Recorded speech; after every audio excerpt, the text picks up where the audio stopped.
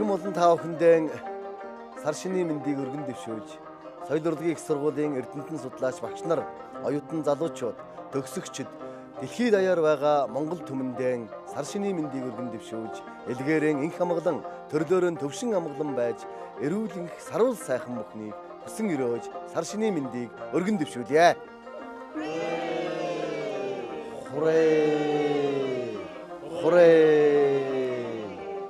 Соёл урлагийн их сургуулийн бүрэлдэхүүний 5 сургууль, Харьяа ахлах сургууль, соёл урлаг судлалын хүрээлэн, за түүнд ажиллаж байгаа эрдэмтэн залуучууд, багшилж байгаа багш нарын тухайлсан сэдв болгоныхоо хүрээнд бол бид нэр тоомлоод цагаан сарын тухай яаж холбогдох юм бэ? Монгол соёлын энэ нэг өрөвс байдлыг гаргахыг зорьсон бол нэг тохиомл хийгээд өн дээрээ тулгуурлаад бисрэг нэвтрүүлэг та бүхэнд хүргэж байгаамаа.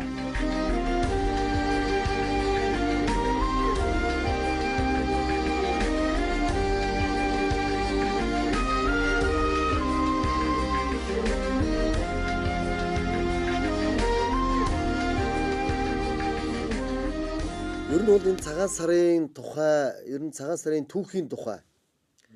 Ер нь өв соёл талаас нь за дээрэс нь мэдээж энэ ахуй амьдралтай холбоотой бидний энэ одоо өөрсдийн маань энэ аж төрөх ёстой холбоотой цагаан сар бол маш их тийм бэлэгдэлтэй зүйл шүү дээ. Тийм учраас тэр талаас нь одоо бидэнд бас өөрийнхөө судалгааны чиглэлийн дагуу одоо бас та холбож бидэнд бас мэдээлэл өгөөч гэж ингэж хүсэж байна. Тэгээд инкватор докторийнхоо мөрья.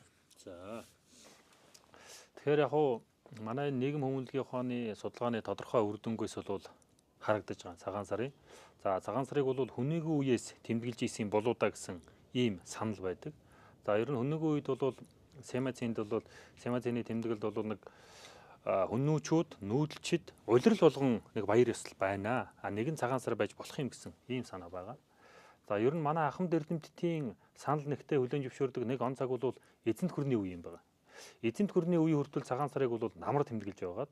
За эзэнт хүрнээс хойш бол хавар өнөөгийн бидний тэмдэглэж хэв төлбөө болсон цагаан сарыг бол хавар тэмдэглэдэг болсон юм байна гэж. Энэ дээр бол санал нэгтэй байгаа. За ер нь дэлгэрэнгүй гэж хэлж болмоор сурвалжийн мэдээ бол Марко Пологийн орчлонгийн элдв сонин дээр бол нэлээд ховлын хааны ордон шүү дээ. Тэр чинь өөрийн биеэр үзээд цагаан сарыг бол за ийм өмсгөл зүүсгэл өмсдөг юм байна, ийм ховц сунартай байна, ийм эдээ ундаатай байна, хөгшөдөө бол ингэж хүнддэг юм байна. Нэлээд дэлгэрэнгүй байгаа. За ингээд дараагийн дэлгэрэнгүй мэдээлэл бол одоо хөгсөдөр, Ончмолын инжин ашийн хөгсөдөр араманд бол нэлээд дэлгэрэнгүй юм байгаа. За цагаан сар бол бидний ойлгож байгаагаар өөрийн гэсэн төрч ёсны уламжлалтай ийм баяр. За тийм учраас тухайн цаг үеийнхэн эм тамгыг бол туссан байж идэг.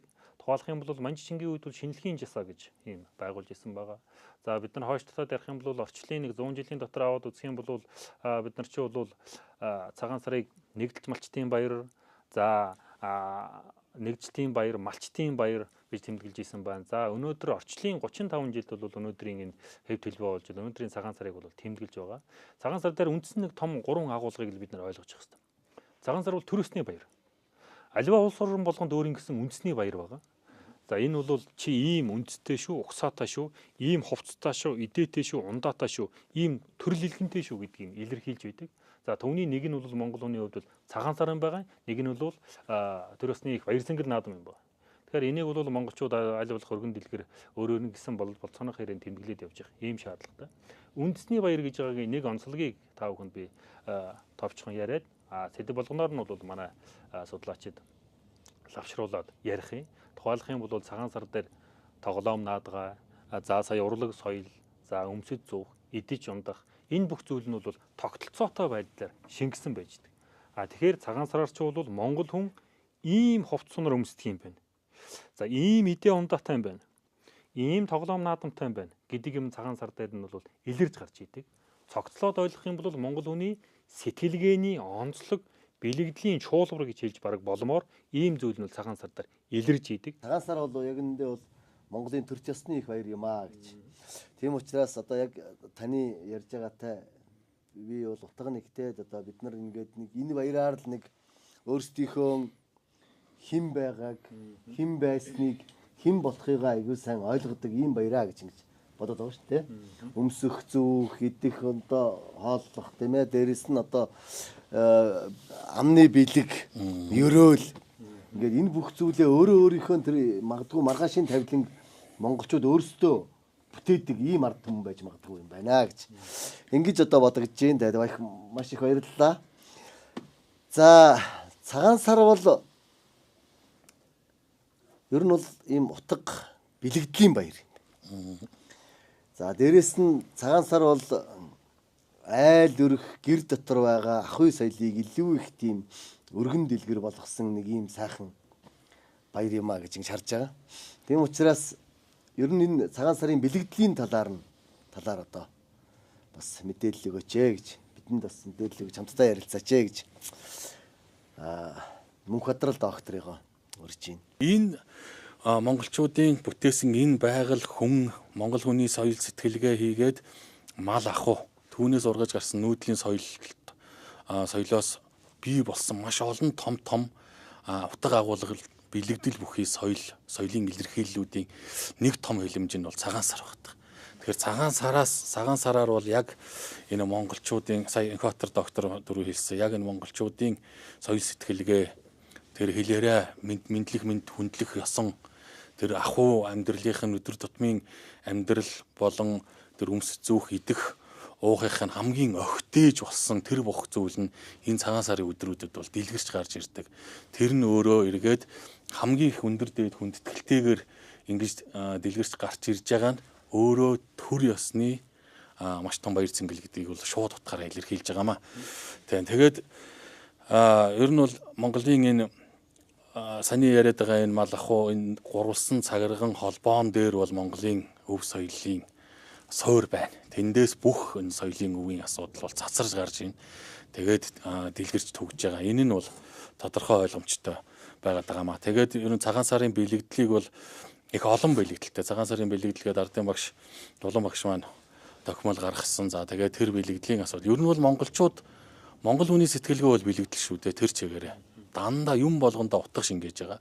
Утгагүй учиргүй зүйл нэгийг ч хийхгүй байгаа. За тэр нь өдөр тутамдаа тэгж байдаг зүйл нь сар шинийн өдрүүдээр бол бүр асар томоор илэрч идэг ийм зүйл байх юм аа.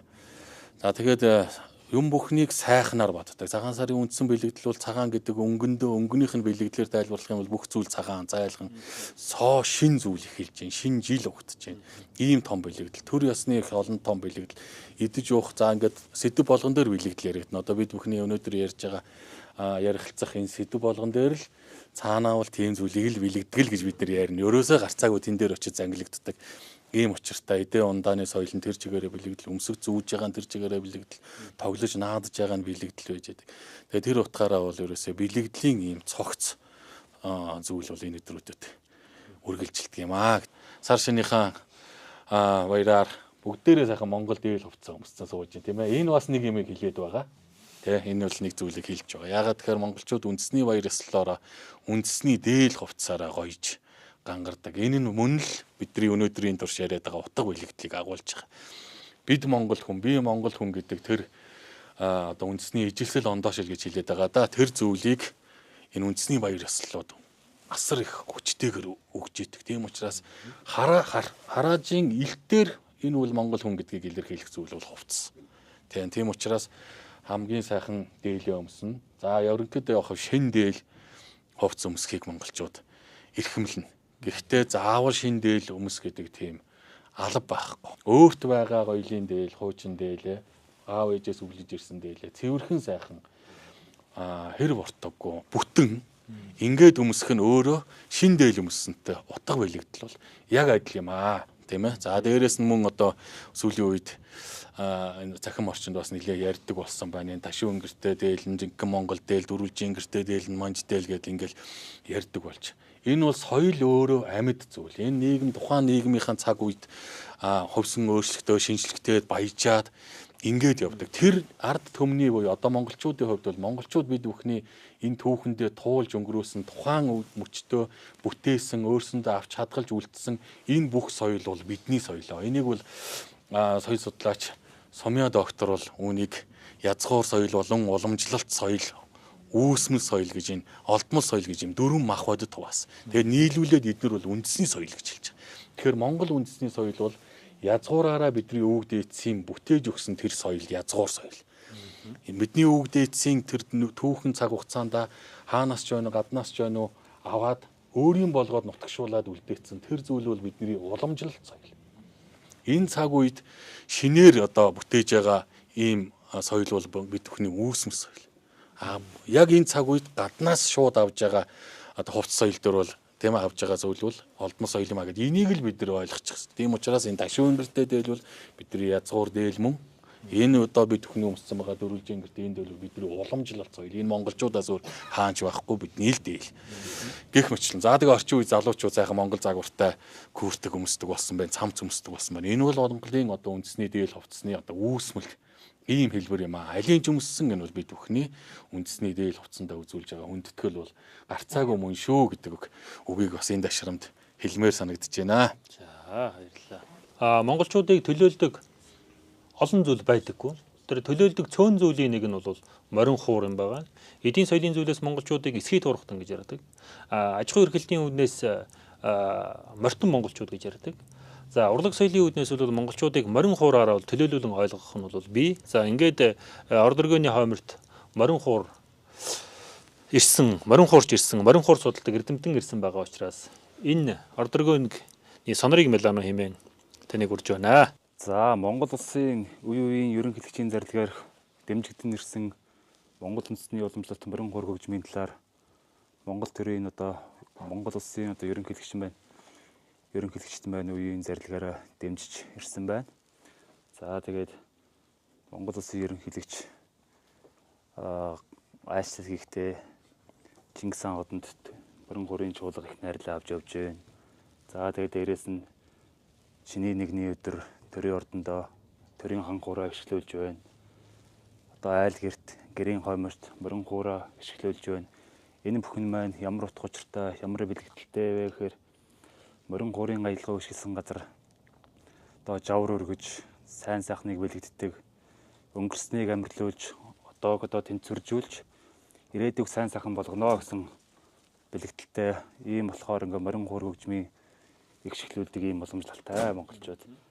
За тэгээд морин хуур хөгжмийн бүтэц одоо морин толгооноос цар хүртлээ өөр ингэсэн утга бэлэгдэлтэй морин хуур хөгжмөөр аливаа ёслол хүндэтгэлийн арга хэмжээж тоглож болдоггүй гэсэн тийм татлагууд бас нутгийн онцлогоос шалтгаалаад бас байна. Жишээ нь одоо баядууд аливаа найр наадмыг одоо эхлэхэндэг гэдэг одоо татлагаар татаж жороо мороор дуусгадаг болвол одоо дөрвөн ордын үрэ гэдэг татлагыг эмгтэй хүн жижиг татаж болдоггүй гэдэг ч юм уу. Ийм бас тийм ёс уламжлалтай холбоотой юм татлагууд морин хуур дээр бас байна. Тэгэхээр одоо юу хэлэх гээд байна гэвэл морин хуур хөгжим гэдэг бол яахаарахгүй монголчуудын ахуй амьдралаас бий болсон. Тэгээд монгол морины тэр эд хэрэг тэтгэхүүнээр бий болсон хэлхсаар хөрөөж жигшгэлүүлдэг ийм уламжлалт хөгжмөө. Тэгээд тэр мориныхоо сүлээр жавхцыг нь татчихж байна. Тэр мориныхоо тэр арьсаар нүүрийг нь ширэлчж байна. За тэгээд бүр домогт бүр мориныхоо тэр хавиргаар нь бүр одоо энэ ном буюу хөвчийг нь хийдэг байсан гэсэн тийм. Анх бол морин толгойтой байгаагүй чандам байж болж байна, цацал байж болж байна. Тэгээд цацал толгойтой байхаараа яадгийг тэр цацлын эснүүд гэдэг нэг цайгаа таслаа өргөдөг тэрийг бэлэгдэж байна. Чандам толгой гэдэг нь болохоор тэр ойрдуудын тэр морины тамганд байх жишээтэй. Гэх мэтчлэн энэ морин хуурын бүтэц гэдэг тэр чигтээ бэлэгдэл байна.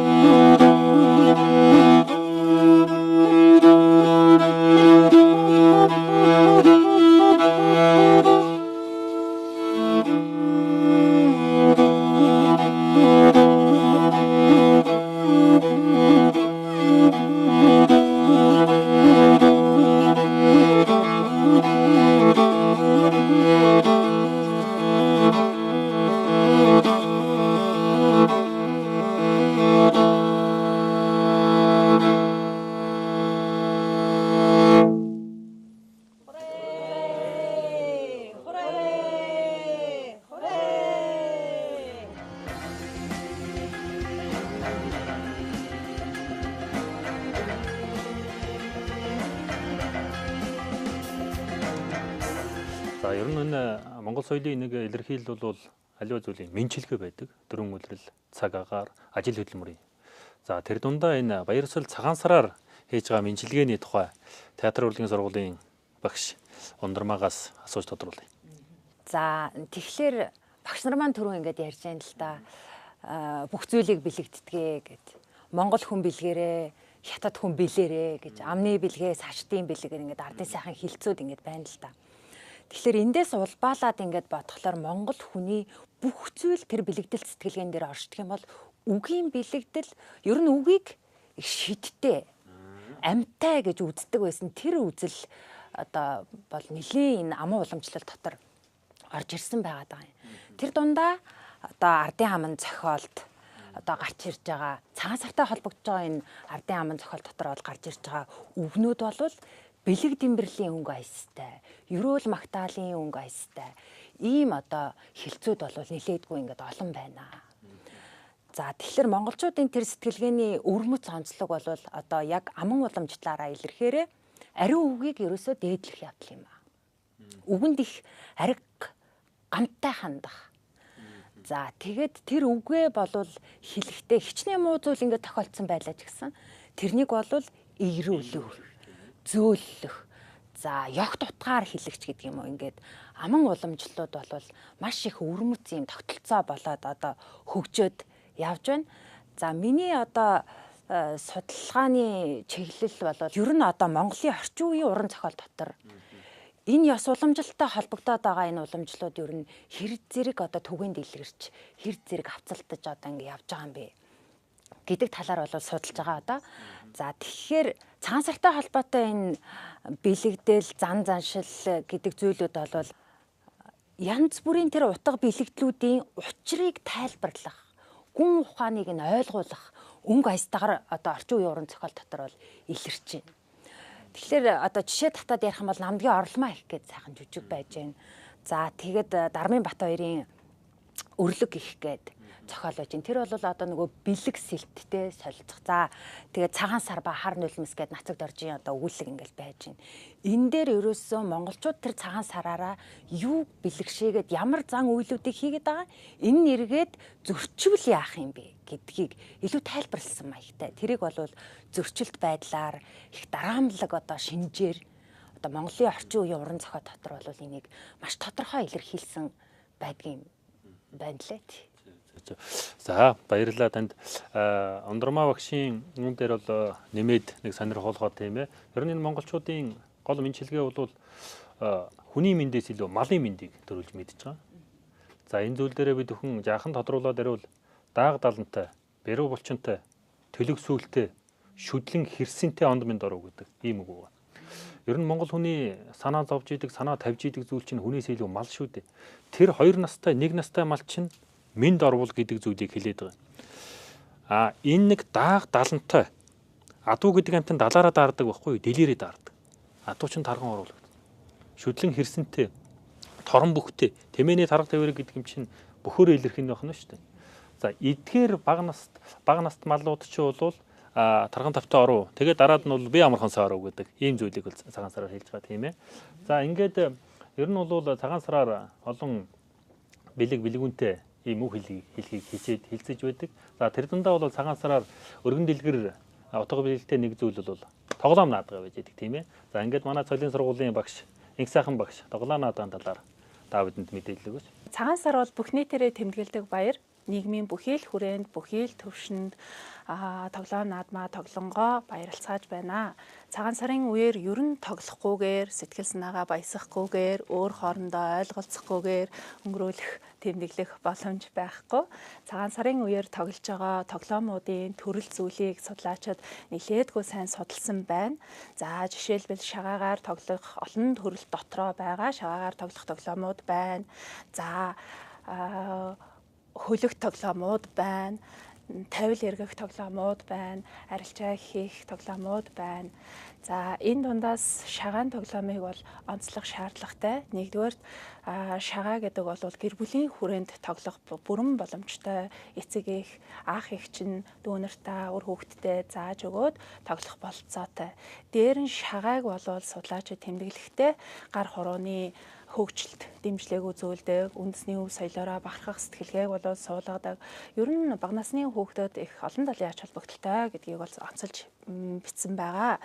За шагаан тоглоомууд дунд яг цагаан сартай онцолж холбогдож байгаа тоглоом бол яалтчгүй алаг мэлхий өрөх гэдэг тоглоом. За алаг мэлхий өрөх гэдэг тоглоомыг битүүний өдөр өрж тавьж хонуулаад шинийн нэгний өглөө цагаан алганыхаа дараа бүгдээрээ сууж агаад тоглоно. За энэ тоглоомын маань учир утга бэлэгдэл нь юу байгаа вэ гэхээр нэгдүгээрт энэ бол өнгөний бэлэгдэл явж байгаа, хоёрдугаар зүгжигийн бэлэгдэл явж байгаа, гуравдугаар ертөнцийн үүслийг ер нь бол амьтны бүтцийг, эд эрхтнийг илэрхийлж чадж байгаа тоглоомоо гэдгийг бол онцолж бичсэн, судалсан байна. За хорол тоглоом миний урд байна. За энэ хорол тоглоом 64 модоос бүрдэх. За дийлэн хүмүүс маань мэдж байгаа болов уу гэж бодож байна. Гэхдээ энэ бол эртдээр үеэсээ уламжилж ирсэн жил тоглоомын орчин үеийн одоо нэг хувилбараа гэж ойлгож болно. Хорол тоглоом ер нь бол ард иргэдийн дунд их тоглогддог, нийтлэг байдаг даалуу тоглоомтой төстэй дөө гарын мод гэж байгаа, газрын мод гэж байгаа тий. За гарын модон донд хорол, норов, за хас, хангард гих мэтчлэн ингээд дөрөөрөө байгаад за тэгээд 12 жилээс хийлээд оруулсан газрын мод гэж 44 мод. Тэгээ энийгээ 5-5-аар нь сайхан өрөөд гэр босгоод за тэгш тооны хүмүүс болоо сайхан талцж агаад тоглолтгоо. Шагаан тоглоом дээр дөрвөн бэрх орхих гэдэг тоглоомыг бол хамгийн түрүүн ер нь бол шинжилж байгаа хүмүүс маань орхиж тоглож байна. За дөрвөн бэрх маань эх жилийнхаа өнгийг, сүлд хиймрийг шинжиж байгаа, сорж байгаа нэг хэлбэр юм да. Тэгээд шагааныхаа дөрвөн талыг яг нэг нэгээр нь буулгахад бэрх байдаг учраас, хэцүү байдаг учраас дөрвөн бэрхээ гэж нэрлээд энэ тоглоомоор эртдээр үеэс ахуулаад тоглож байна. Өнөө цагт ч гэсэн энэ тоглоомууд бүгд уламжлагдаад яваасай, аль нь ч битгий мартагдаасай, гээгдээсэй гэдэг чин хүслээр бол манай соёл урлагийн их сургуулийн судлаачид, багш нар тэр дундаа соёл судлалын тэнхимдэр бол оюутан сурагчдаа заагаа зөвлөөд сургаад явдаг. За цагаан сар гэж монголчуудын цагаан сар гэж энэ бэлгэдлийн чуулгар болсон сайхан баяр ёслол энэ талаар бид бүхэн сайхан ярьж байгаа. Тэгэхээр цагаан сарын энэ бэлгэдэл ер нь бол баяр. Гэхдээ энэ баяр маань өөрөө маш том утга бэлгэдэл агуулсан олон зан үйлүүдийн бас чуулгар багтах. Тэгэхээр зэрэг бид бүхэн ч одоо цагаан сарын бэлтгэл ажил тэр битүүн шинийн өдрүүд гэдэл ингээ шинийн 5 хүртэл үргэлжилнэ. Ер нь бол золгохоо ярих юм бол тэр жилдээ уулзаагүй бол шинэ хуучирдсан ч нөлөө хойно уулзхалын бол зоолго шүү дээ тий. Тэгэхээр зэрэг энэ олон зан үйлүүд ямар учиртай, ямар зан үйлүүдийг ер нь бид бүхэн гүйцэтгэх ёстой юм бэ гэдэг талаар соёлын сургуулийн соёл судлалын тэнхимийн багш Гэрэл Магшига мэдээлэл өгч хүрч байна. Маш их баярлалаа. Яг цагаан сар гэдэг бол ер нь монголчуудын нэг эртний түүхийг өөртөө агуулсан, тоолж өнгөрүүлсэн түүх байна, бэлэгдэл сэтгэлгээ байна, тийм ээ. Тэгээд одоо оршин амьдарч байгаа ахуй байгаль дэлхий байна, эрхэлж байгаа мал аж ахуй байна, хүн хоорондын харилцаа гэд өргөн хүрээний агуулгыг өөртөө багтааж идэг. За энэ нь бол илэрхийлэгдэхдээ хоол, хүнс, хувцас, сунар гэдэг олон янзаар тэмдэг болж илэрж байгаа боловч бас ахуйн үйлдэлүүдээр бол бэлэгдэл нь маш тодорхой одоо гарч ирж байдаг. Тэгэхээр цагаан сард хийж байгаа альва зан үйлүүдийг бид нар бол одоо юу гэдэг битүүний өдрийн зан үйл, шинийн нэгний зан үйл, шинийн өдрүүдийн зан үйл гэдээ ангилжуул болмоор цэцтэй болмоор санагдаад байгаа. Тэгэхээр битүүний өдрөд бол олон зан үйлүүдийг гүйцэтгэнэ. Бид нар бол яг гэр гүүх, тоос гүүх, тордох гүүх гэдгээс өсвөлээ тийм ээ. За сар шинээр унах одоо мордынхоо дил одоо үсийг засахаас өсвөлээд гэр хороогоо цэвэрлэхээс өсвөлээ сарны цагаан сарын бэлтгэл ажлууд бүгдээрээ хамаарагдана. За энэ дотроо онцгойлон одоо харах хэд хэдэн зан үйлүүд байдаг. Энэ маань бол одоо битүү гаргах буюу одоо битүү хаглах ёс гэж одоо ёсыг гүйцэлдүүлдэг. Монголчуудын дунд бол яг битүү хаглах ёс бол олон янзын хувилбартай угсаатнуудын ялгаагаар, бүс нутгийн ялгаагаар тийм ээ. За зарим төв халахын дунд бол яг ингээд орой болоод харуу бүрүү болоод ирэхийн цагт захын ганц цад үзэгдэж эхлэхээр битүүлж эхэлдэг. За ингээд битүүлэхдээ бол яг битүү хаалхаас буюу төв одоо халахын зарим нутагт бол үхрийн толгой чанаад За өхрийн толгойгоо хөрш айл хотныхондоо хүртээгээд ингээ битүүгээ задлж энийгээ духгүй л их зам үйл гэж нэрлэж байгаа жишээтэй. За зарим одоо дийлэнх нутагт бол одоо чүмэг таших зам үйл тийм ээ. За өхрийн дунд чүмэг юм айл эсвэл хоньны шагаат чүмэг одоо ташдаг. За энийг олноороо бултаараа нэг одоо ахмад насны да хуран цуглараад идээ цагаа болоод ингэснийхаа дараагаар яг үхээр чүмгөө ташаад буюу тухайн жилд байсан муу мухаа бүгдийг арилгаж одоо шин сайн цагийг ухтахын бэлэгдэл болгож одоо ингээд хөр цас одоо ханзарлаа хөвчийн ногоо ургалаа тийм ээ муу бүхэн ариллаа сайн сайхан одоо цаг наашиллаа гэдгийн бэлэгдэл болгоод шулмын одоо чүмгийг ташиж байна буюу одоо цагаан сараар хамгийн их хүндэтгэж тавьдаг одоо лам бурхан тийм ээ балдан лам бурханы хүлэг болох одоо жороо одоо луусын одоо тэмцэлдэж байсан тэр домгийн сэтгэлгээтэйгээр үүдээд одоо дайсны чүмгийг ташиж гинэ гэсэн бэлгэлээр чүмэг ташдаг заавлыг хийж байгаа жишээтэй. Ингэж чүмэг ташихтаа хэн дуртай нь барьж очиод ингээд ташиж байгаа явдал биш шүү дээ тийм ээ. За гэрээ эзэн юм ахмад настаа энэ чүмгийг таших уу гэн нөгөөд нь ташьяа гэн хөндлөн таших уу гэн дагуу ташьяа гэнэ гэдэг олон янзын 2 3 асуу. Энэ бол тухайн ард түмний тухайн хот айлын бүх хүмүүсийг эр нэгдэлтэй байлгаж байгаа нэгэн үзэл санаатай байлгаж байгаа энэ одоо том бэлэгдлийг өөртөө агуулж идэг ийм зам үйл байж байгаа жишээтэй. За зарим нутагт бол яг шиний нэгний үүрээр өглөөгөр одоо хийдэг зам үйл зарим нутагт бол яг тухайн битүүний хашуун хийдэг эрүү толгой заадаг зам үйл. Битүүг арилгаад битүүний хамгийн хүндтэй эдээ болох одоо толгойг битүүгээр нь ургалдаа ороож чанаад эхнэр нөхөр хоёр одоо босгоныхоо наан цаана хоёр суугаад эхнэр нь ирүүнээс нь нөхөр нь толгойноос нь бариад эрүү толгойг заадаг. За ингээд эрүү толгой заасан эхнэр нөхөр хоорондоо золгодоггүй гэдээ одоо ясан одоо хүртэл бидэнд өвлөгдөд ирсэн байна тийм ээ. За битүүний орой ер нь бол ингээд чүмэг одоо ташихч байд юм одоохгүй л их энэ битүү гаргах олон зан үйл хийсний дараагаар бид нар бол яг хөө тотхон дээр 3 хүмүүс тавьдаг. Ир хөх аргал тавьдаг. За адууны хөх хомоол тавьдаг. За мөн хатавчандаа одоо 100 хатавчандаа одоо шивээ юм уу эсвэл өргөстөө харгана. За зарим сүүл рүүгээ одоо хүмүүс зүү энэ төр бас авчулж байгаа шиг байна те шарилж гэдэг юм уу. Одоо муу зүгийг орхоос хамгаалж сайн зүгийг өрөндөө дэж одоо ундаа болгож ингэж хүмүүс тавьдаг. Гэх мэтчил нөгөө балдан лам бурхны маань одоо ертөнцийг иргэдэг домогтой холбоотойгоор энэ зан үйлүүд бол өнөө хүртэл уламжлагдаад ингэ иржээ. За битүүний өдрийн бас нэг онцлог нь дөрөв манай их сайхан багш маш сайхан тодорхой тоглоом наадыг тайлбарлаж өглөө. Мэдээж яг хуу тухайн оройноо бид нар хот айлаараа суугаад заавал одоо дуу хуурб болж одоо наадан цэнгдэг тоглоом наадгаа тоглодог. Ялангуяа хорол тоглоом буюу одоо жил тоглоомыг тоглодог тийм ээ. Тэгэхээр энэ тоглоом наадгаа бол нэгдүгээрт яг хуу хоорондоо баясан цэнгэж хөгжилдөж байгаа наадгаа юм шиг боловч нөгөө талаар бас их засал домын шинжтэй бас арга мэрэг төлгийн шинжтэй ингээд байж байгаа. За ингээд тухайн жилийнхаа өнгийг үзэж ахмадуудаа одоо хүндэтгэж тэр ойрог бол ингээд бөөнөрөө битүү гэртээ сууж туулаа хайлж цуураа тоглож ингэж өнгөрөөдөг боломжтой. За ингээд өглөө шиний нэгний одоо яс зан үйл бол битүүний өдрийнхөөс одоо илүү өргөн дэлгэр олон янзын зан үйлүүд байгаа тийм ээ.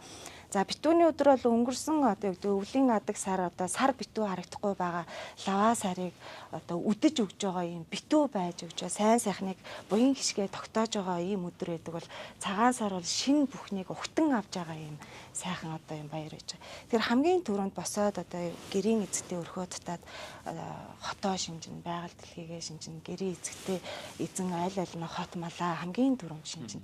За ингэснийхаа дараагаар зарим нутагтаа эрүү толгоогоо заана, зарим нутагтаа нөгөө шинийн одоо 5 тансаг цай заавал хүртэнэ. За 5 тансаг цайгаа хүртсэний дараагаар гэрийн эзэгтэйгээс бусад гэр бүлийн гишүүд буюу одоо гэрийн эзэн хүүхдүүдэд агуулад эндэрт мөргөх ёс гэдгийг үлдэнэ. За эндэрт мөргөх ёсыг бол олон янзаар ярьдаг яг хөө ерөнхийдөө хангаа байгаль дэлхийдээгээд золгож байгаа буюу тэнгэрт мөргөж байгаа ийм ёс байгаа. За баруун нутагт бол эндэрт мөргөх, эзэн сүлдэнд мөргөх, балинд мөргөх, дээр мөргөх, баянд мөргөх. За зарим газар түрүүн манай Баярбаатар багш ярьсан тийм ээ. Аглагт мөргөх, аглагт цагаалах энэ зан үйлүүдийг одоо хийдэг. За энэ маань ямар учиртай юм бэ гэхээр ойрхон гэрээсээ ойрхон байгаа хиймэр сүлдний одоо ийм чуулбар болж байгаа газрыг эндэр засаад тэндээ одоо байгаль дэлхийдээ мах хиншүү өвчүү одоо шатааж одоо үнэр гаргаж байгаль дэлхийдээ золгоод сүү цацлаа өргөөд за шинэ жилдээ сайн сайхан байхыг одоо ерөөдөг. За эндрээс бууж орчоод яардаг вэ гэхээр хуц мялаах ясан, сүрэг мялаах ясан буюу хотондоо орж нөхөө эцэг малыг одоо мялаадаг ийм юм байна. Гэрээсээ идээ цагаан авч гараад одоо эцэг малаа мялаагаад сайн зүг рүү малаа бэлчээгээд хүүхэд хуц унуулад гэдэг хөвчөөн цэнгийн болгодог ийм ясан бас байна. За ингээд орж ирсний дараагаар бол золгох яс маань эхэлнэ. Тэгэхээр цагаан сарын шинийн нэгний золгох яс ерөнхийдөө бид нар яаж харах вэ гэхээр эхлээд бид нар тэнгэр болов байгаль дэлхийдээ золгох юм байна. Дараа нь эрхэлж байгаа аж ахуй болох мал ахуйгаа хүндэтгэн цагаалах юм байна. За дараа нь өөр хоорондоо ахмад буурлуудаас эхлээд золгож эхэлх юм байна гэсэн одоо ийм баяр одоо наадам болох нэ.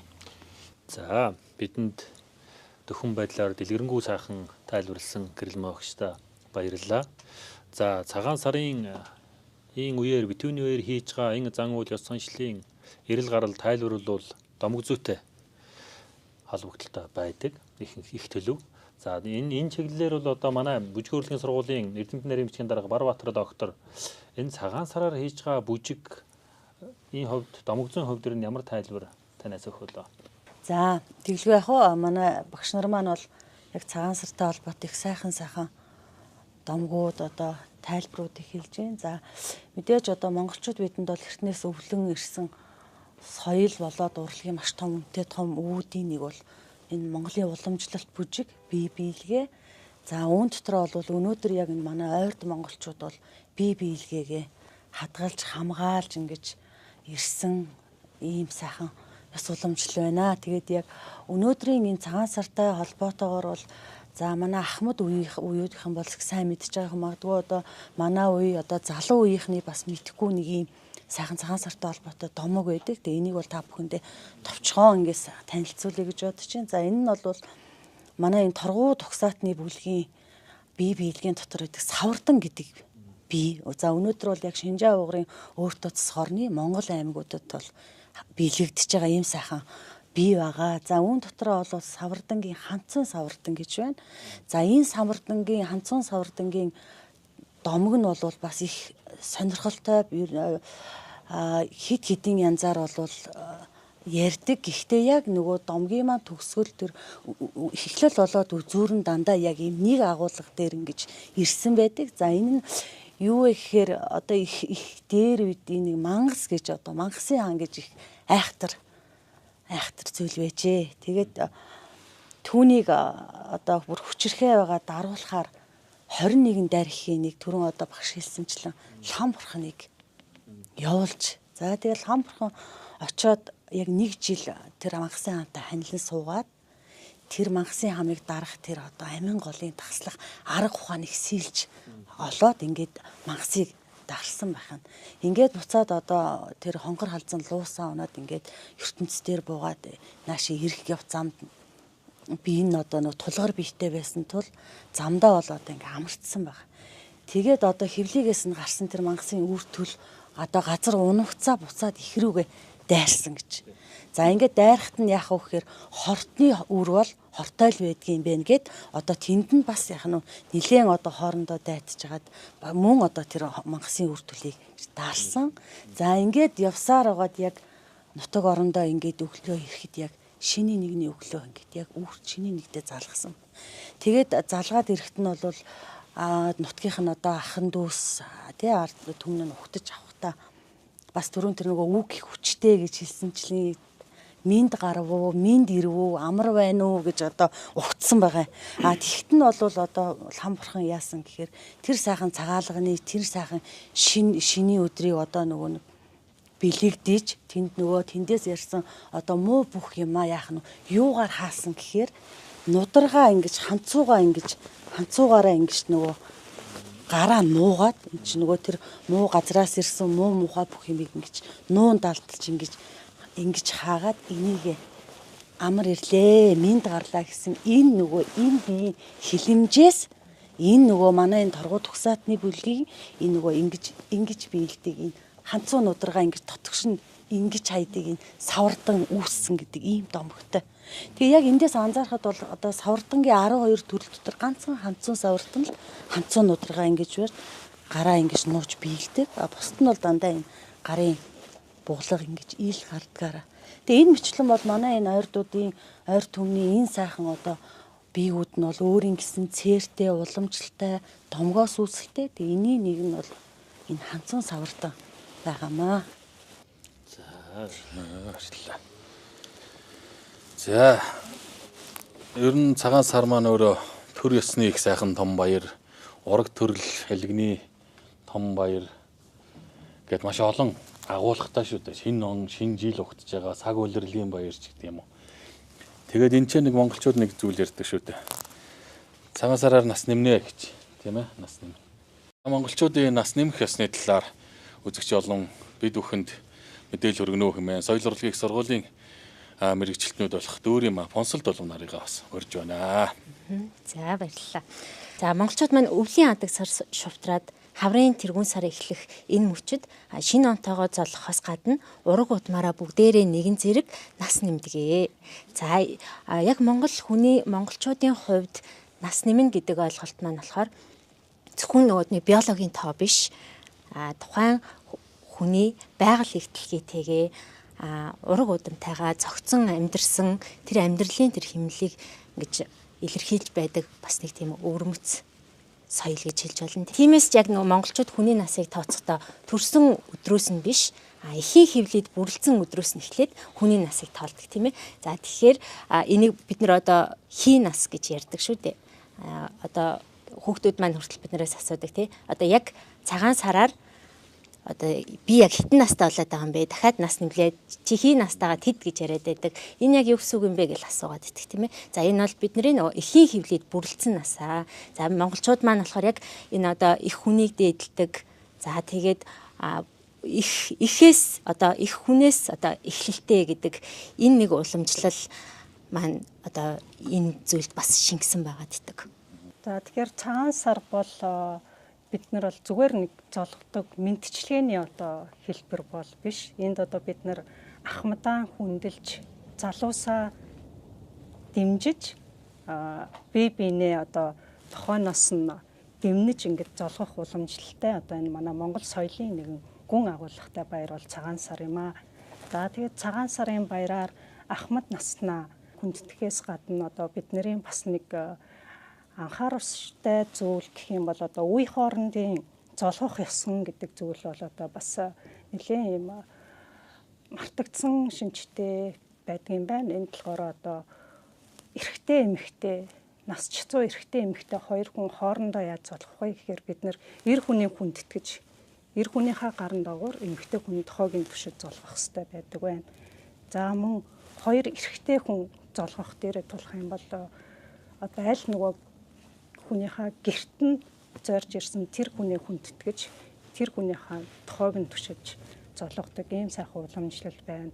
За мөн хоёр эмэгтэй хүн хоорондоо золгоход бас одоо бид нар бол одоо нөгөө ойролцоо насны хүмүүс бол ингээ гараас сүүлжлээд ингээ золгодог. Тэгэхэд одоо хоёр эмэгтэй хүн золгоход бол хин төрүүлж хүүхэд төрүүлсэн тэр байдлаараа мөн одоо хин нь олон эрэгтэй хүүхэд төрүүлсэн тэр байдлаараа одоо бие биенээ хүндтгэн ингээд золгодог бас нэг сайхан уламжлал бол энд байна. Тэгэхээр яг энэ тэнцүү хоёр эмэгтэй хүн хоорондоо бол золгохдоо эмэгтэй гэртэлтгүй эрэгтэй хүмүүс ч гэсэн хоорондоо золгохдоо гараас үйлчлэл золгодог. Тэгэхээр бид нар бол яг энэ уламжлал маань бол нэлээд мартагдсан байна гэж одоо бас харж байна. Тэгэхээр бас нөгөө саяны Дүүрийн магийн хэлдэг дээр хээр хөдөө таарсан хээр таарсан хоёр хүн золгохдоо хоёр яг чацуу хүн золгохдоо зүүн зүгээс ирсэн хүн нь бас тэр хүнээ хүндэтгэж бас ингээд тохоог нь түшиж золгодог гэсэн ийм бас юунууд судалгаанууд байдгийм байна. За монголчууд бол бүхийн орон. Монголчуудын үлгэр наадам, төр төсний түүх бүхий л зүйлд бол 93 наадам болж байдаг. 93 наадамаар бол 90 хүн шанц шөрөмсөөлө сорж байдаг. За энэ үднээс аваад үзэх юм бол энэ цагаан сараар үндэсний бүх ер нь хэдийн үеэс барилдаж эхэлсэн юм бэ? Энэ талаар манай эрдэмчлэгийн агсан төвчний хөтөлбөрийн албаны мэрэгчлэлтэн улаанаагаас мэдээлэл өсөж байна. За сайн бацгаана уу та бүхэнд удахгүй сар шинийн мэндийг дэвшүүлье. За энэ Монгол үндэсний их хоёр наадам за энэ янз бүрийн ёслолууд ерөнхийдөө 93 наадам тэр дундаа Монгол өвөхгүйгээр ерөнхийдөө зохиогддоггүй гэж ер нь хэлж болно. За эртнээсээ одоо ямар нэгэн баяр наадам, за дайн байлдааны ялалтын дараа бол хүч бариа үздэг иймэрхүү уламжлалууд бол байна. За өнөөдөр орчин цагт барилдаад байгаа энэ манай цагаан сарын барилдаан, сар шинийн барилдаан, битүүний барилдаан гэж нэрлэдэг байгаа энэ бүхийн барилдаан маань ер нь бол 1963 оноос анх нэгдэлчдийн баяр, нүүдэлчдийн баяр нэртэйгээр, малчдын баяр нэртэйгээр зохиогдож эхэлсэн. За өнөөдөр одоо 2026 он хүртэл ерөнхийдөө нэг 63 удаагийн барилдаан, 63 жил зохиогдсоноос за энэ ковид цар тахлын үеэдүүд бас нэг 2 жил үндсэн, бусад жилүүдэд бол амжилттай зохион байгуулагдаж ирсэн монголчуудын одоо зохиогдохыг хүлээдэг. За энэ нэг томоохон баяр болсон байна. Монголчууд за манайхан бол ерөнхийдөө жилээс жилд наадмаас наадмын хооронд бол ярихмтай байхыг хичээдэг. За тэгээд тухайн үндэсний их баяр наадмын уртаж одоо баг наадам болоод цагаан сарын баяраар бас бүхчүүд маань хүч бариа шинжиж за тухайн цагаан наадмаар бол хинэн дээшээ барилдах өнгөө шинждэг бас нэг юм хүлээлт дүүрэн ийм барилдаан байдаг. За энэ барилдаан маань бас улсын хэмжээнд за аймаг сумын хэмжээнд гээд ерөнхийдөө орон даяар зохион байгуулагддаг ийм тогтсон байна. Тэгэлгүй яг хаа ер нь бол цагаан сарын барилдааны нэг онцлог байдаг шүү дээ. Цагаан сарын барилдаанд дээшээ шахаж барилдсан залуу хүүхэд бол тухайн жилийнхэн улсын баяраар цолоо ахиулж идэг. Түүний нэг жишээ одоо Сүхбаатар аймгийн Мөнхан сумын Монгол улсын зан Магалжуу. За одоо саяхан бол Монгол улсын начин Аранга аймгийн Хотон сумын Ариад Монгол улсын начин Мөнх Жаргал аймгийн цолтой хөгчөө тухайн жилээ бол цол авдаг, цолоо ахиулдаг нэг ийм уламжил нэг тогтсон ойлголт бол байгаад байдаг тийм ээ.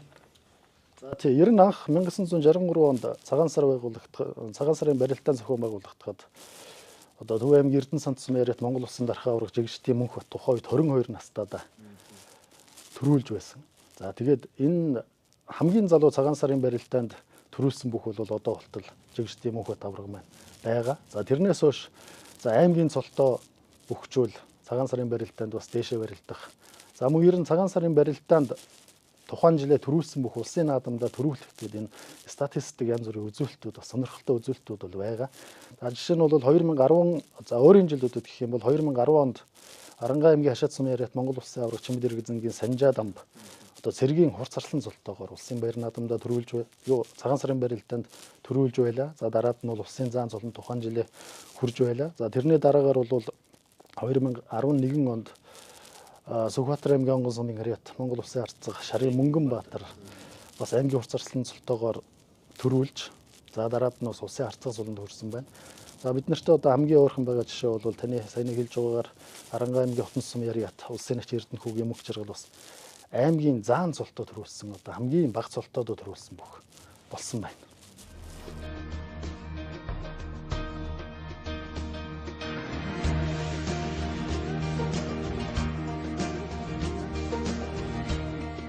Монгол цагаан сар морин хуур. За хөгжим хэрэгсэл гэдэг ингээд нэг юм бүлэг байна шүү дээ. Тэгэхээр ярилцах юм бол магадгүй одоо морин хууртай олон сэдвүүдийг бол одоо манай Магсар доктор ярих бах. Тэгэхээр би зүгээр юун төрөнд цагаан сар ба цуур гэж ирнэ яг одоо таны судалгааны одоо орчинд энэ цагаан сартай цуур хөгжим яаж холбогдож явж байгаа вэ? За цагаан сарын баяр маань одоо монголчуудын өв соёлыг тээсэн их сайхан уламжлалт бидний одоо хамгийн эрхэм баяр шүү дээ. Тэгээд энэ баярын хүрээнд одоо хөгжмийн өв соёлууд маань бас их хадгалагдаж хөгжмөнтэй холбоотой одоо уламжлалт зан үйлүүд бас хадгалагдаж явдаг юм байна. За тэгээд бид нар сар шинийн баяраар одоо эрчүүд маань ялангуяа эртлэн босож Химрийн овоон дээр гараад одоо тухайн ирж буй жилийнхээ Химрийг сэргээж одоо ажил үйлсээ даатгадаг шүү дээ. За тэгвэл яг энэтэй холбоотой дээр нь яг цуур хөгжимтэй холбоотой аглагт цагаалах хэмэх одоо маш сонирхолтой уламжлалт зан үйл баруун Монголд байдаг юм байна. Одоо миний гартаа барьж байгаа энэ хөгжим бол одоо 2000 гаруй жилийн түүхтэй одоо монголчуудын язгуур уламжлалт хөгжим цуур хөгжим байгаа. За тэгээд одоо баруун монголчуудад бол та ялангуяа урайхай айл болгон цуур хөгжимтэй байсан. За тэгээд цуурчид маань бол сар шинээр шинийн 1-ээс 3 хүртэл өглөө болгон одоо өндөр овоо ууландаа гарч одоо хувцас хэрэглэлээ бүрэн өмсч малгаагаан тавиад за тэгээ ууландаа гарсныхаа дараа болохоор арц хүжээн уугуулад за тэгээд цуураараа Алтай Магтаал хэмээх одоо уламжлалт аялгауг тоглож Алтан эзэн л ус авдаг гэж аргадаж одоо баясгадаг байсан байна. За энэхүү одоо зан үйлийг бол аглагт цагаалах хэмээн нэрлэж байгаа. Яагаад заавал цуур хөгжмөөр Алтай Магтаалыг одоо тоглож Алтайгаан баясгадаг юм гэхэлэр одоо урай хаачууд маань монголчууд маань ер нь цуур хөгжмийг одоо байгаль их дэлхийн далдын эзэн л ус авдагтай холбох одоо хүний ертөнцийг холбох гүүр хэмээн одоо бэлэгшээдэг, үздэг. За тэгээд нэгэн одоо домог байдаг Алтай Магтаалын талаар. За тэр домогт болохоор 2 анчин ингээд анд яваад нэлээд олон хоног анд яваад одоо хоостоод одоо нэлээд өлсөөд цангаад ирэхин цагт бол нэг нь одоо цуурч хүн байсан байна. Тэгээд цуураа гаргаж ирээд одоо за одоо хоёлаа Алтан эзэн л ус авдаг одоо баясгаж нэг сайхан Алтайгаа магтаж одоо цуурын аялгау хөгжимдөө. Тэгээд Алтай маань баясаж бидэнд одоо ивэл хишгийн харилж юуны магад гэдэг одоо цуур хөгжмөөр Алтайгаан баясгаж одоо цуурдсан байна. Хангаад дэлхийн олз хишгийг хүртэж одоо ан хийсэн байна. За тэгээ энэ цагаас хойш бол одоо Алтай Магтаал хэмээх энэ одоо цуурын аялгау үүсч за тэгээд урай хаачууд маань анд явахдаа болон сар шинээр одоо шиний 1-ээс 3-ны хүртэлх энэ одоо өглөө бол золгохынхоо урдаад одоо ихэнд бол уул аваандаа гарч одоо Алтай Магтаалаа одоо тоглож одоо Алтай дэлхий л ус авдаг баясгадаг ийм сайхан зан үйлтэй. За тэгэхээр монголчууд маань цуур хөгжмийг бол амьтай гэж үздэг байсан байгаа. Тэр ч утгаараа одоо цуур хөгжмөө өсөж ундаасна гэж үзээд байн одоо хооллох буюу усалдаг байна. За тэгээд одоо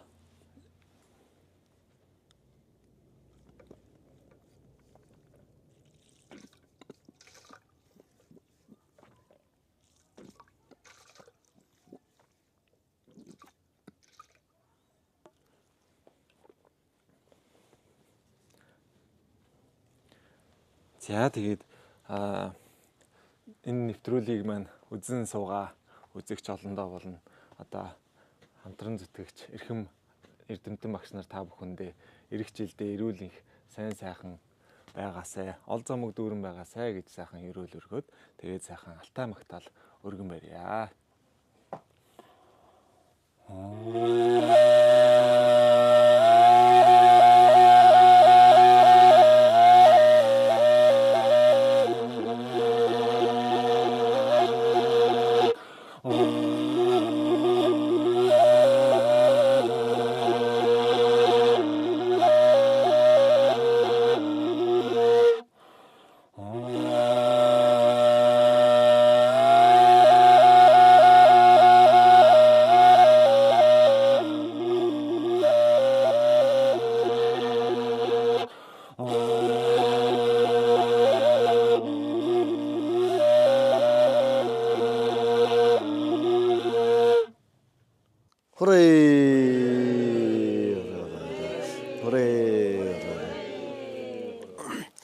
Баярбаатар хэдэн төрлийн цуур байна танд да?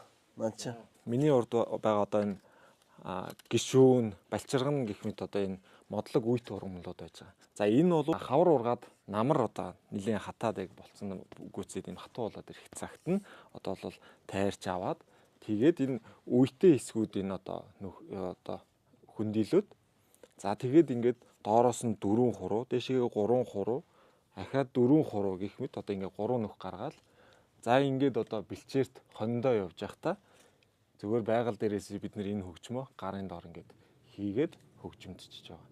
Ийм сайхан уламжлалт хөгжим. За тэгээ энэ хөгжим маань бол одоо бүр одоо хүннүү гүрний үед бол хөгжлийнхаа бүр оргил зэгтэй хүрсэн байсан гэдэг одоо сурвалж бичгүүдэд бол баталгаатай одоо тэмдэглэстэй байж байдаг.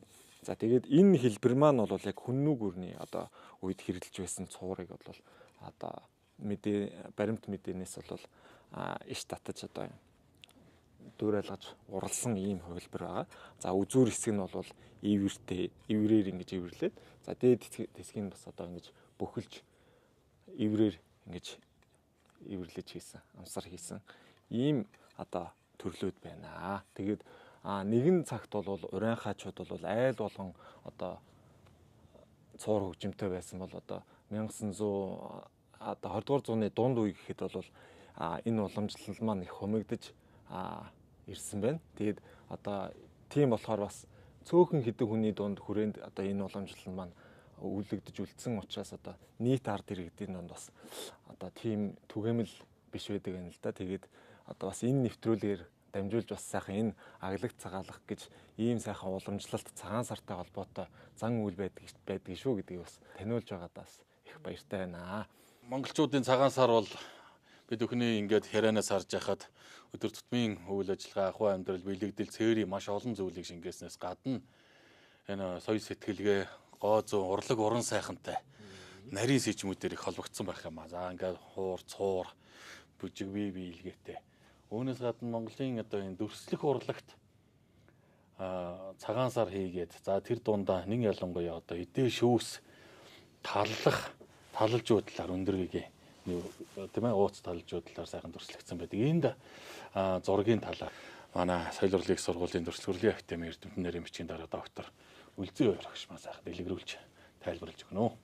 За баярлалаа. Анхны богд гигэн болох өндөр гигэн зан озрын хөрөг шүтэн дүрийг болохоор ийм ууц талж байгаа дүрээр ингээд мөнхлөн үлдээсэн байдаг нь дэлхийн буддын шашны дүрслэх урлагт бол цор ганц хэлж болохоор ийм дүрслэл энэ бэлэгдлэр ингээд энэ зурсан байдаг нь болохоор Монгол өв соёлын том дархлааг энэ өндөр гигэн шавнартай уламжлан үлдээснээр ингээд тэр тухайн дүр нь одоо буддын урлаг энэ замбуутид байхгүй тийм дүрслэлээр бол ингээд бүтээгдсэн Монгол ахуй соёлын энэ том нэгдмэл өв соёлыг дүрслэх урлагтаа шингээсэн маш том юм олз гэж бид бол урлаг судлаач нар бол үздэг. Энэ шүтэн дөрийг болохоор 5 удаа зурж дүрсэлсэн байдаг бол одоо миний тайлбарлахын шүтэн нь болохоор одоо манай Монголын дүрслэх урлагийн зан озрын музейд хадгалагдаж буй энэ жижиг хэмжээтэй модон бар дээр сэлсэн энэ шүтэн энэ ууц талж байгаа дүрийг ингэж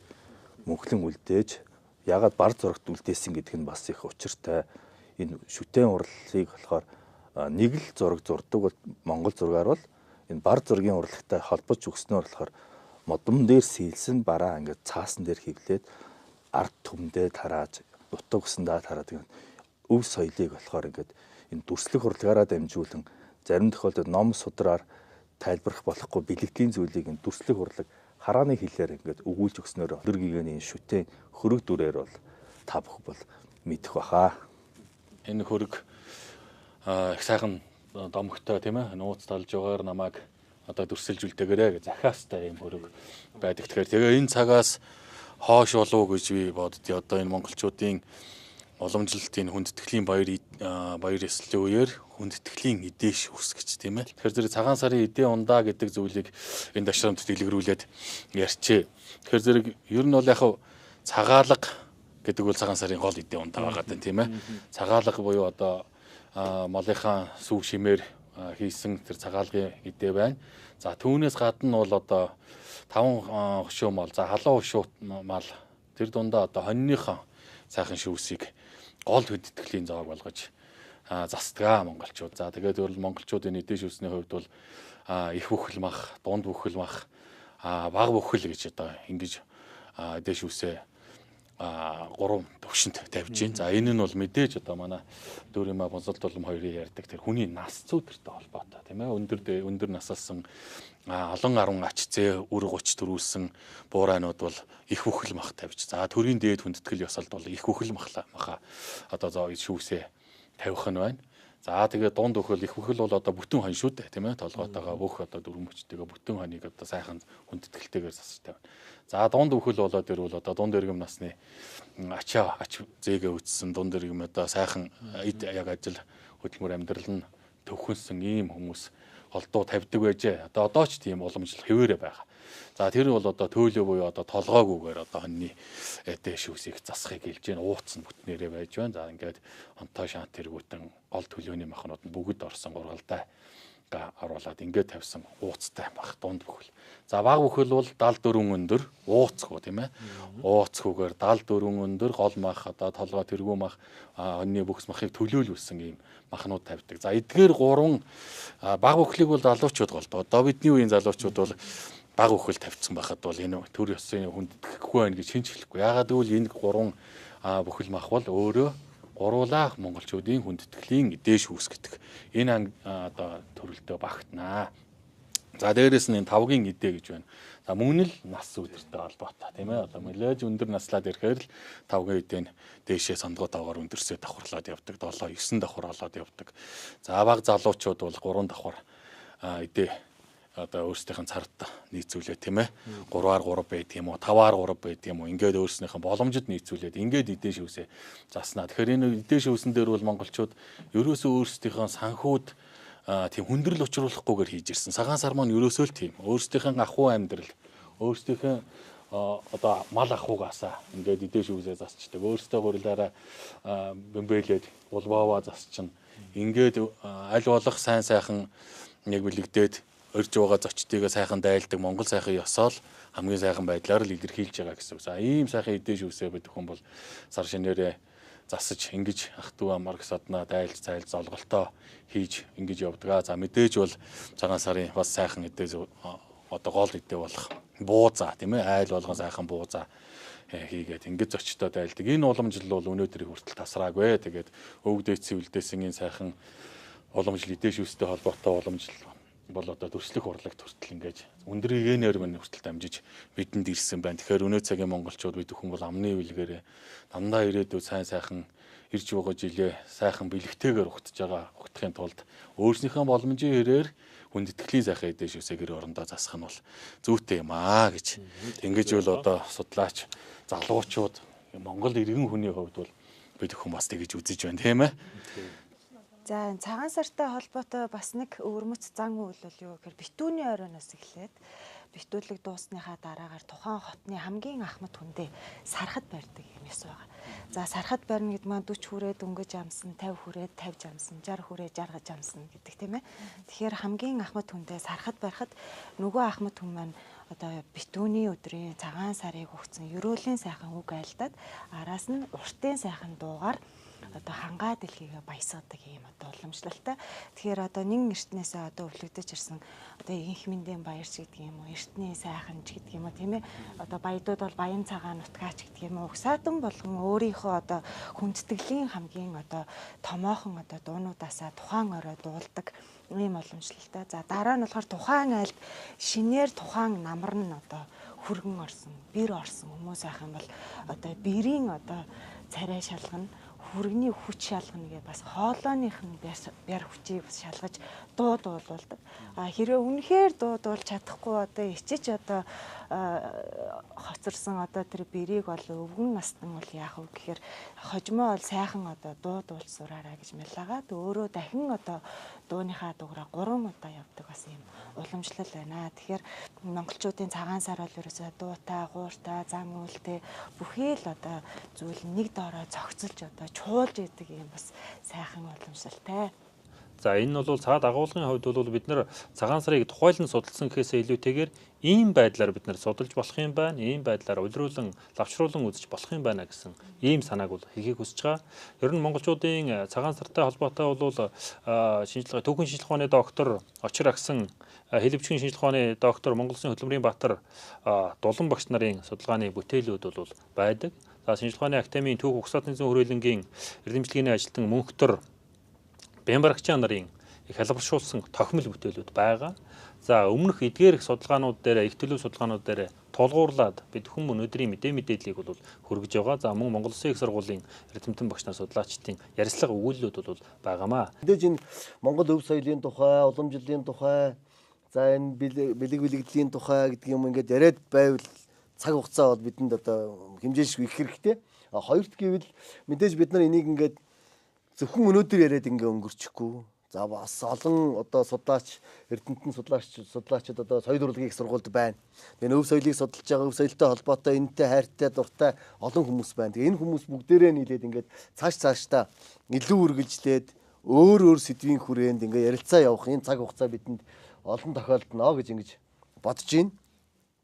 Монгол түмэнд залуучуудад энэ өв соёлоо танин мэдэхэд ойлгоход за цааш нь одоо түгээн дэлгэрүүлэхэд бие биендээ ярилцаж хөөрөлцөхөд ингээд юм амнаас аманд, оюунаас оюунд, сэтгэлээс сэтгэлд ингээд явдаг. Ийм зүйл байгаасаа л гэж ингэж бид хүн бодож байна. Тэгээд бидний одоо энэ ярилцлагыг, бидний одоо энэ мэдээллийн энэ цаг хугацаатай хамт байсан үзэгч түмэн та бүхэндээ чинслээсээ баярлалаа. Нөгөө сэжрүү мөнгөн өвлийг өнтөөд авсны баяр, шинхэн золох одоо хонцлог хаалгатай мэд золгосны баяраа сайхан тэмдэглэж, сар шиндээ сайхан шиндээрээ хэмээн хүсье. Тэгээ та бүхэндээ өдрөөр өдөлж, сар сараар сайжирч, жил жилээр жигдэрч, он ондон дэлгэрч олон үеэрээ Монгол төмөн жаргаж явахын өрөөлийг сар шинийн баярын өрөөлтэй хамт өргөн дэвшүүлье. Хүрээ! Хүрээ!